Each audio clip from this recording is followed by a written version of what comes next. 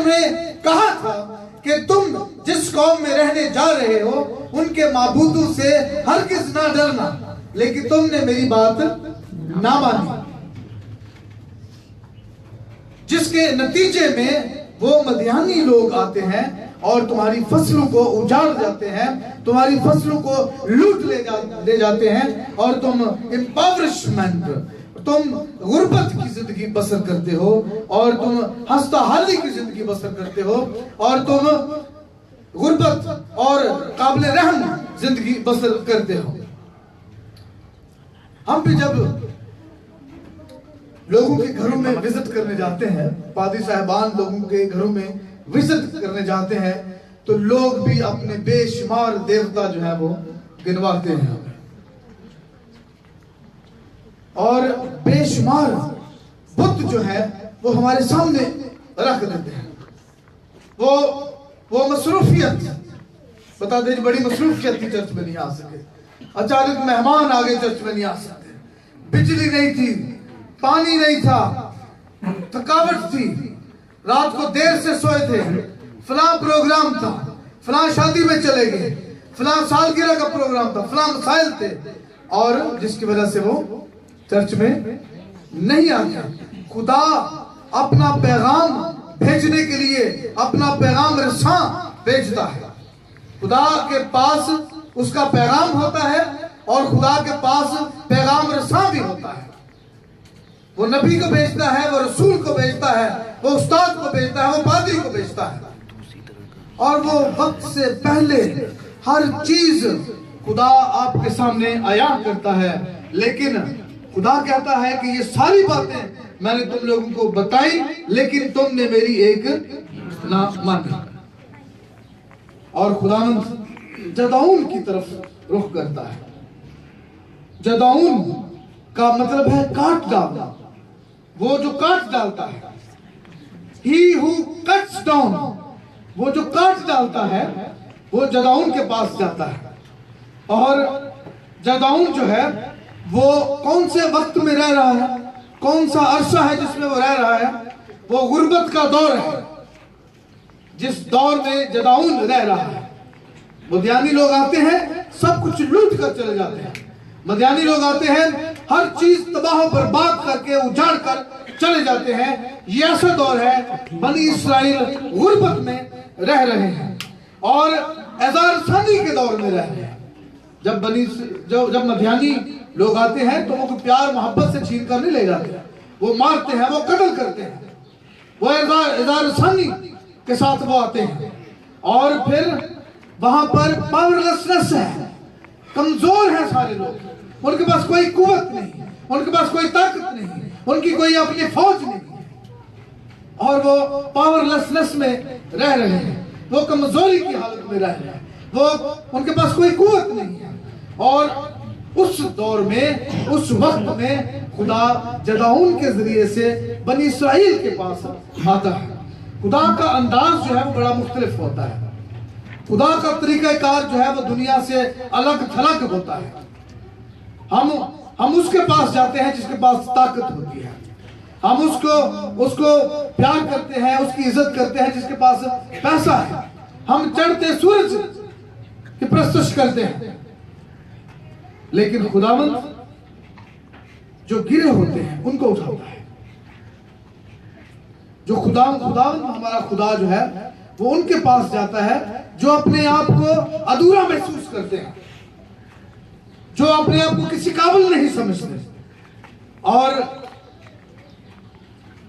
جدعون اپنے باپ کے کوہلوں میں چھپا ہوا گیہوں جاڑ رہا ہے، وہ گیہوں جو اس نے مدیانیوں سے چھپا رکھے ہیں، کچھ بچا رکھے ہیں، وہ ان کو جھاڑ رہا ہوتا کوہلوں میں، اور خداوند کا فرشتہ اس کے پاس آ موجود ہوتا ہے، اس سہمے ہوئے شخص کے پاس، اس ڈرے ہوئے شخص کے پاس، اس کمزور شخص کے پاس، جس کا وہ خود بھی اقرار کرتا ہے۔ بعد میں خداوند اس کو کہتا ہے کہ اے زبردست سورما، خداوند تیرے ساتھ ہے، اے زبردست سورما، خداوند تیرے ساتھ ہے۔ اب خدا جو ہے، جیسے میں نے شروع میں ذکر کیا ہے کہ خدا آپ کو آپ سے بھی بہتر جانتا ہے. خدا آپ کو آپ سے بھی بہتر جانتا ہے. خدا آپ کو اس دنیا میں کسی بھی شخص سے زیادہ جانتا ہے. اور زبور 139 میں اس کے پہلے 3 آیات میں لکھا ہے کہ تو زبور نویس کہتا ہے خدا سے مخاطب ہو کر کہ تو میرا اٹھنا بیٹھنا جانتا ہے. زبور نویس جو ہے وہ نبوتی طور پر یہ بیان کرتا ہے کہ تو میرا اٹھنا بیٹھنا جانتا ہے, تو میرے خیال کو دور سے سمجھ لیتا ہے. تو میرے خیال کو دور سے ہی سمجھ لیتا ہے, اور تو میرے راستے کی اور میری خوابگاہ کی چھان بین کرتا ہے. You know everything. تو میرے ہر کونے خطرے کو جانتا ہے, میرے گھر کے بھی, اور میری سب روشوں سے واقف ہے, میرے رویوں سے واقف ہے, میری سوچوں سے واقف ہے, میرے خیالوں سے واقف ہے, اور میرے کام کرنے کے انداز سے واقف ہے. یسی کے پاس ساموئیل نبی پہنچتا ہے,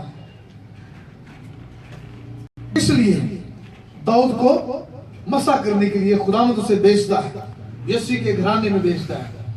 اور یسی جو ہے وہ داؤد کو ایک چھوٹے بچے یا سب سے چھوٹے بیٹے کے طور پر دیکھتا ہے.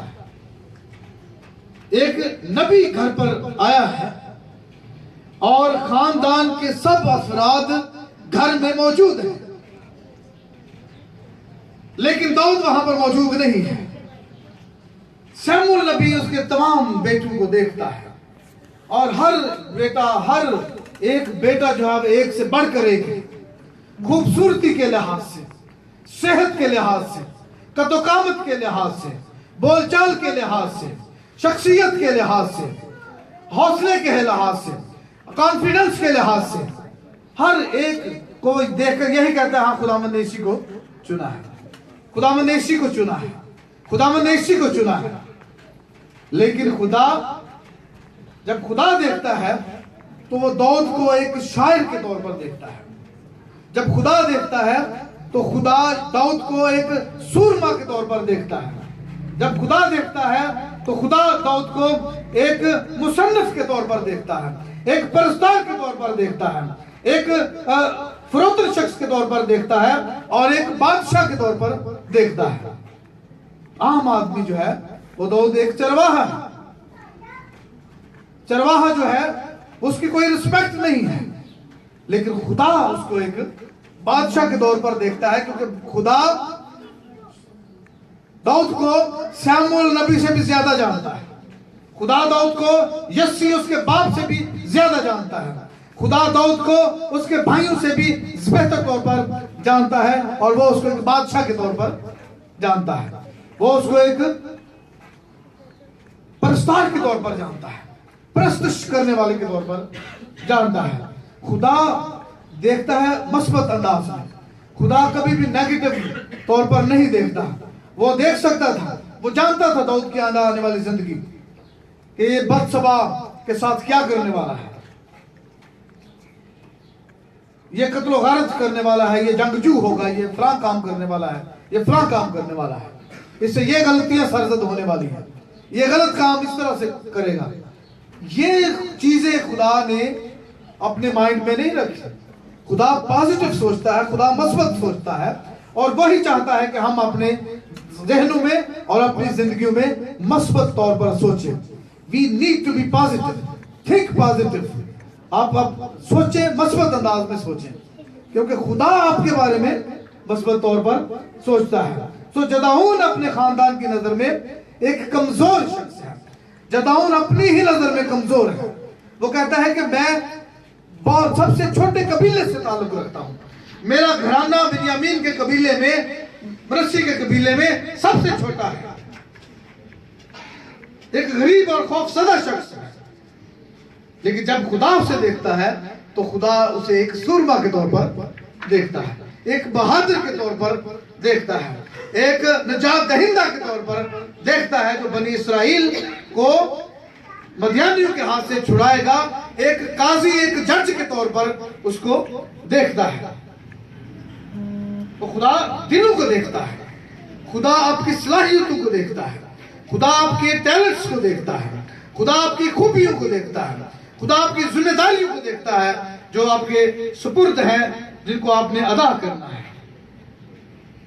اپنی کمزوریوں کو, اپنی غلطیوں کو, اپنی کوتاہیوں کو, اپنی نیگیٹیوٹی کو خداوند کے ہاتھ میں دیں, خداوند کے پاس لے جائیں. اپنے ریسورس لیسنس کو, اپنی وسائل کی کمیوں کو خداوند کے سپرد کریں, اور آپ دیکھیے گا کہ وہ حیران کن انداز میں ہر چیز کو تبدیل کر دے گا. ایسا کر سکتا ہے خداوند؟ آمین بنتا ہے. خداوند جو ہے وہ ہر چیز کو تبدیل کر سکتا ہے. خصوصی طور پر جو آپ سوچ رہے ہیں اپنے بارے میں, خداوند سب کچھ کرنے کی قوت اور قدرت رکھتا ہے. حالانکہ جداؤن کا گھرانہ جو ہے وہ بتوں کو پوجنے والا ہے, اور بتوں کو خداوند برداشت نہیں کرتا. غیر معبودوں کی پرستش خداوند برداشت نہیں کرتا. لیکن اسی بت پرست گھرانے میں سے خدا جداؤن کو چنتا ہے بنی اسرائیل کی رہائی کی. خدا سب کچھ کرنے کی قوت رکھتا ہے. پھر جداؤن جو ہے وہ خدا کی موجودگی پر سوال اٹھاتا ہے کہ میں جس سے بات کر رہا ہوں وہ واقعی خداوند ہے. پھر اس کے سامنے آزمائش رکھ دیتا ہے کہ اگر تو یہ کرے, اگر تو وہ کرے, تو میں سمجھوں گا کہ تو خدا ہے. اور پھر وہ خدا کی کارکردگی پر سوال اٹھاتا ہے کہ وہ خدا کہاں ہے جس نے بنی اسرائیل کو اپنے ملک اپنے زور بازو سے ملک مصر سے نکالا. وہ خدا کہاں ہے؟ کہاں گئے وہ اس کے معجزے؟ جب اس نے بحر کلزم کو 2 حصوں میں تقسیم کر کے بنی اسرائیل کو خشکی میں سے گزارا, وہ معجزات کا خدا کہاں ہے؟ کہاں ہے جس نے میرے آبا و اجداد کو میٹھے پانی سے سیر کیا, جس نے کڑوے پانی کو میٹھے میں تبدیل کر دیا, جس نے ان کو آسمانی خوراک سے آسودہ کیا؟ یہ معجزات کرنے والا خدا کہاں ہے؟ یہ وہ سوال اٹھاتا ہے. پھر خدا کے ادراک اور اس کے شعور پر سوال اٹھاتا ہے. یہ کیسے ہو سکتا ہے؟ How can it be possible? یہ کیسے ہو سکتا ہے؟ وہ خدا کے سامنے یہ سوال رکھتا ہے جو سب کچھ کرنے کی قوت اور قدرت رکھتا ہے. سو جداؤن کے سوچنے کا انداز جو ہے وہ بالکل موسیٰ جیسا ہے. دونوں اپنے آپ کو اس قابل نہیں سمجھتے, لیکن خدا انہی سے بڑے بڑے کام کرواتا ہے, کیونکہ خدا ان کو جانتا ہے, خدا ان کی صلاحیتوں کو جانتا ہے, خدا ان کی خوبیوں کو جانتا ہے, خدا ان کی لیڈرشپ کوالٹیز کو جانتا ہے, اس لیے وہ ان کو چنتا ہے. بنی اسرائیل میں بے شمار اور لوگ تھے, کیوں اس کی نظر جداؤن پر پڑی؟ بنی اسرائیل میں بے شمار لوگ اور تھے, کیوں موسیٰ پر اس کی نظر پڑی؟ خدا آپ کو پرسنلی جانتا ہے. خدا کو آپ کو ڈھونڈنے کی ضرورت نہیں ہے, آپ میں سے کسی کو تلاش کرنے کی ضرورت نہیں ہے. آپ جب دعا کرتے ہیں لاکھوں نہیں کروڑوں اربوں کے لحاظ سے آوازیں خداوند تک پہنچتی ہیں. خداوند جو ہے آپ کی دعاؤں پر کان لگاتا ہے, اور کروڑوں کی تعداد میں لوگ خداوند سے دعا کرتے ہیں. لیکن میں آپ کو ایک خوبصورت بات بتاؤں کہ اتنی آوازوں میں سے بھی آپ کی آواز کی شناخت الگ ہے. وہ آپ کی آواز کو الگ طور پر سنتا ہے. اس کو ڈھونڈنا نہیں پڑتا, اس کو کان لگا کر نہیں سننا پڑتا, اس کو یہ نہیں کہنا پڑتا تو چپ کر میں نے اس کی آواز سننی ہے, تو چپ کر میں نے اس کی آواز سننی ہے. Not at all. وہ اتنی آوازوں کے درمیان بھی آپ کی آواز کو سنتا ہے, because he knows you, کیونکہ وہ آپ کو جانتا ہے. اور وہ یسایا نبی کے وسیلے یعقوب سے کہتا ہے کہ میں نے تجھے نام لے کر بلایا ہے، میں نے تجھ سے محبت رکھی ہے، میں تجھے جانتا ہوں، وہ آپ کو بھی جانتا ہے۔ خدا کی نظر میں آپ کی ایک پہچان ہے، خدا کی نظر میں آپ کی ایک شناخت ہے، اسے آپ کو تلاش نہیں کرنا پڑتا۔ اور ہم نے کچھ دیر پہلے زکائی کے بارے میں پڑھا ہے۔ کون تھا زکائی؟ محصول لینے والا، رومی حکومت کا ایجنٹ، اور محصول لینے والوں کی کوئی عزت نہیں ہوتی تھی، بلکہ محصول لینے والے کو غیر قوم تصور کیا جاتا تھا، کیونکہ یہ ان کے ساتھ مل کر کام کر رہا ہے جو بنی اسرائیل پر حکومت کرتے ہیں، جو بنی اسرائیل پر ظلم ڈال رہے ہیں، جو بنی اسرائیل کو غلامی میں دھکیل رہے ہیں۔ یہ محصول لینے والے ان کے نمائندے ہیں، اس لیے یہ غیر قوم ہے، یہ ناپاک ہے، ان سے لین دین ان کا کوئی نہیں ہوتا، یہ ان کو سامری کے طور پر تصور کرتے تھے۔ اور خداوند جو ہے زکائی کو بھی جانتا تھا، اور وہ چونکہ اس کا قد چھوٹا تھا اور وہ اس بڑی بھیڑ میں یسوع کو دیکھ نہیں سکتا تھا، تو وہ دوڑ کر گولر کے درخت پر چڑھ گیا، اور خداوند یسوع کے سامنے ایک بہت بڑی بھیڑ ہے، اسی بھیڑ کے سبب سے وہ یسوع کو نہیں دیکھ پا رہا، اور جب یسوع قریب آتا ہے تو وہ ایسا نہیں کہ وہ گزر جاتا ہے تو پھر اس کو یاد آتا وہ زکائی اوپر تھا، میں اس کو دیکھتا ہوں، اس کی نظریں زکائی پر گئی، سیدھی اس کی نظریں زکائی پر گئی، اور اس نے اس کو نام لے کر بلایا۔ اس کو کیسے پتا تھا اس کے نام کا؟ بائبل میں تو کہیں نہیں لکھا کہ وہ پہلے سے زکائی کو جانتا ہے یا پہلے سے اس کی ملاقات ہو چکی ہے، یہ پہلی ملاقات ہے، اور وہ اس کو نام لے کر بلاتا ہے کہ زکائی نیچے اترا، آج مجھے تیرے گھر میں رہنا ضرور ہے، because he knew زکائی، وہ زکائی کو جانتا تھا، وہ زکائی سے واقف تھا، وہ زکائی سے مخاطب ہوتا ہے اور اس کا نام لے کر اسے بلاتا ہے۔ خداوند آج آپ کو نام لے کر بلاتا ہے۔ خدا کی نظر میں آپ مکرم ہیں، کیونکہ اس نے آپ کا فدیہ دیا ہے، آپ کے گناہوں کے لیے فدیہ دیا ہے، گناہوں کا کفارہ دیا ہے، اپنی جان آپ کے گناہوں کے لیے دی ہے۔ He knows you very well، اور وہ آپ کو کسی بھی اور شخص سے زیادہ اور بہتر جانتا ہے، کیونکہ وہ آپ سے محبت رکھتا ہے، کیونکہ وہ آپ کا اس نے فدیہ دیا ہے۔ کیا یہ ممکن ہے کہ کوئی ماں اپنے بچے کو بھول جائے؟ کیا یہ ممکن ہے کہ کوئی ماں اپنے بچے کو بھول جائے اور اپنے رحم کے فرزند پر ترس نہ کھائے؟ میں آپ کو بتاؤں کہ ماں جب سوئی ہوتی ہے، ماں جب گہری نیند میں سوئی ہوتی ہے تو پاس سے ٹرین گزر جائے وہ نہیں جاگتی، ڈول بجاتے رہے وہ نہیں جاگتی، لیکن اس کے بچے کی ذرا سی کھانسی، ذرا سا ہلنا جلنا جو ہے اس کو جگا دیتا ہے، جتنی مرضی گہری نیند میں سوئی ہو۔ تو خداوند کہتا ہے کہ ماں اپنے بچے کو، اپنے شیر خار کو بھول سکتی ہے، لیکن میں تجھے ہرگز نہیں بھولوں گا۔ اور کیوں؟ میں نے تیری صورت اپنی ہتھیلیوں پر کھود رکھی ہے۔ تو انگلش میں ہے کہ I have engraved your name on my palm of my hand. I have engraved your name on the palm of my hand. یعنی میں نے اپنا نام اپنی ہتھیلیوں پر چھید رکھا ہے۔ اردو ترجمہ ہے کہ میں نے تیری صورت اپنی ہتھیلی پر چھید رکھی ہے۔ میں اتنا کلوزلی، اتنی قربت سے میں تجھے جانتا ہوں۔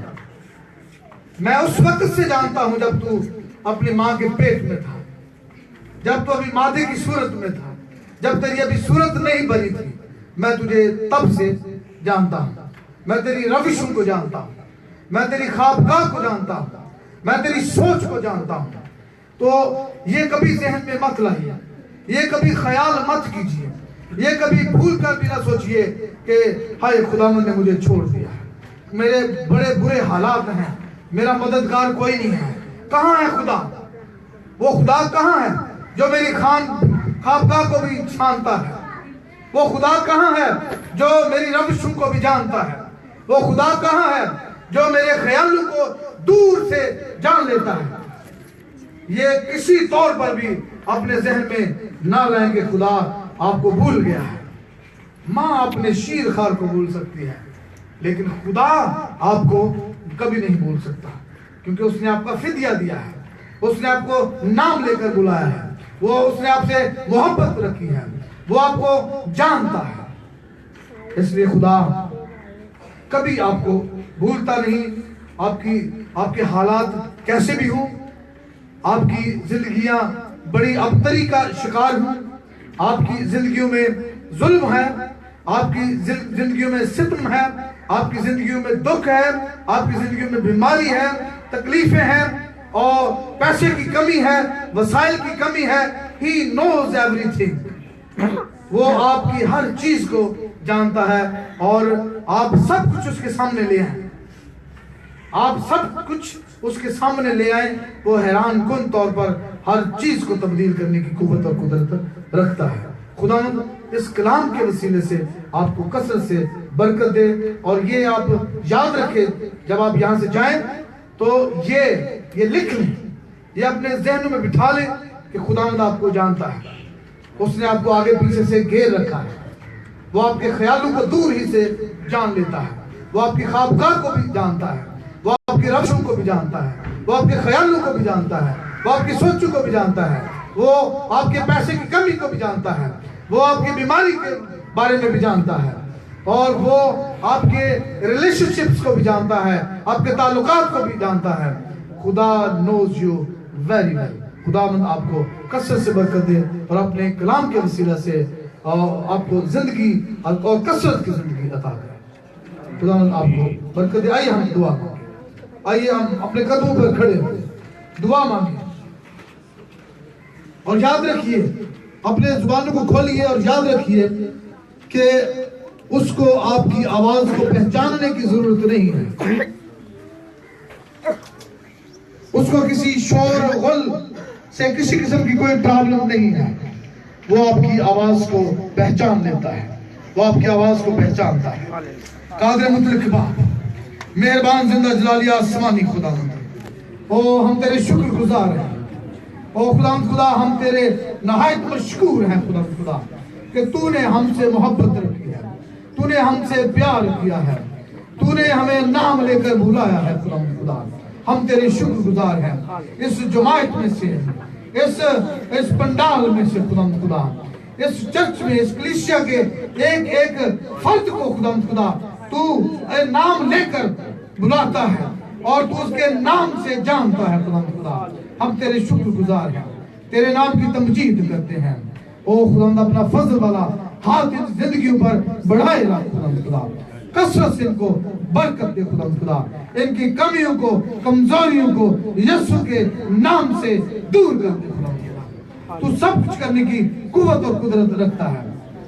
خدا ان کے ذہنوں میں، خدا ان کے ذہنوں کو تبدیل کر کے رکھ دے اور ان کو یہ باور کرا دے کہ تو نے ان کے ناموں کو، ان کی صورتوں کو اپنی ہتھیلیوں پر کھود رکھا ہے اور تو ان کو جانتا ہے۔ یسوع مسیح ناصری کے نام میں آمین۔ خدا آپ سب کو برکت دے۔